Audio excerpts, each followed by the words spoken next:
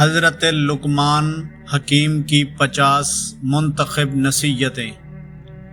حضرت لقمان حکیم نبی خدا حضرت ایوب علیہ السلام کے عزیز تھے اور یہ حضرت داؤد کے دور میں ہوئے تھے۔ آپ نے 4500 سال دنیا میں زندگی بسر کی ہے۔ آپ کو خدا نے علم و حکمت سے مالا مال اور بحر و ورد کیا تھا۔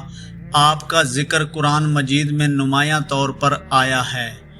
آپ نے اپنے تجربہ کی روشنی میں بہت سی قیمتی نصیحتیں دنیا والوں کے لیے کی ہیں۔ آپ نے اپنی نصیحتوں میں خاص طور سے اپنے بیٹے کو مخاطب رکھا۔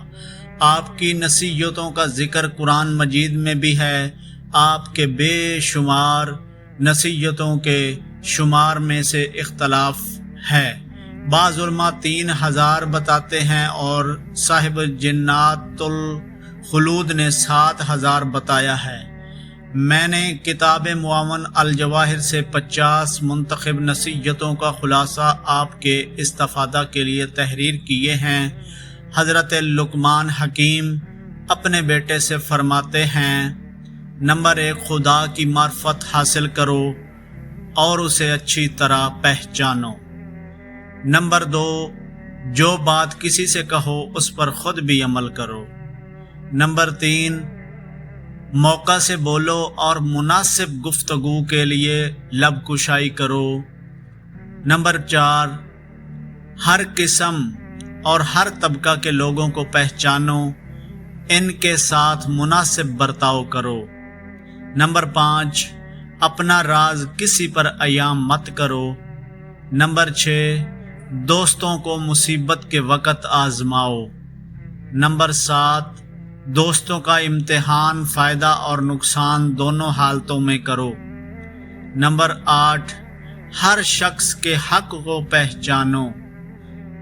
نمبر 9، نافہم عورتوں پر بھروسہ مت کرو۔ نمبر 10، عورتوں اور بچوں سے راز کی بات مت کرو اور کسی کی چیز میں طمع اور لالچ نہ کرو۔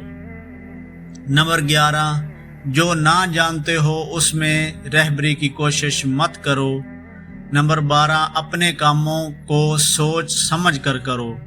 نمبر 13، اپنے بچوں کی تیر اندازی اور سواری میں مشق کراؤ۔ نمبر 14، رات میں آہستہ آہستہ باتیں کرو تاکہ کوئی تمہارا دشمن تمہاری بات سن کر تمہیں نقصان نہ پہنچا سکے۔ نمبر 15، اپنی اولاد کو علم و آداب سکھاؤ۔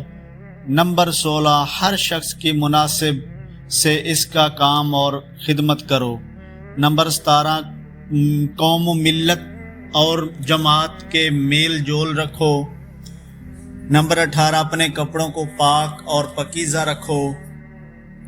نمبر 19، جب گھر میں داخل ہو تو آنکھ اور زبان پر قابو رکھو۔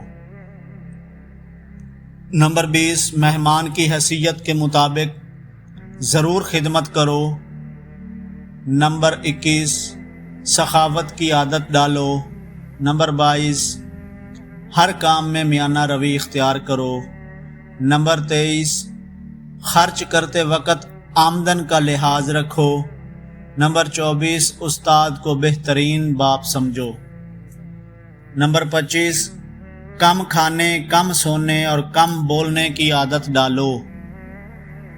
نمبر 26، جو اپنے لیے پسند کرو اسے دوسروں کے لیے بھی پسند کرو۔ نمبر 27، دن میں چوکنے ہو کر بات چیت کیا کرو۔ نمبر 28، اپنی زبان کو قابو میں رکھو۔ نمبر 29، بیہودہ گوئی سے پرہیز کرو۔ نمبر 30، کسی کو لوگوں کے سامنے شرمندہ مت کرو۔ نمبر 31، لوگوں کے سامنے انگڑائی نہ لو۔ نمبر 32، بے خطا اور بے گناہ کو خطا وار اور گنہگار نہ ٹھہراؤ۔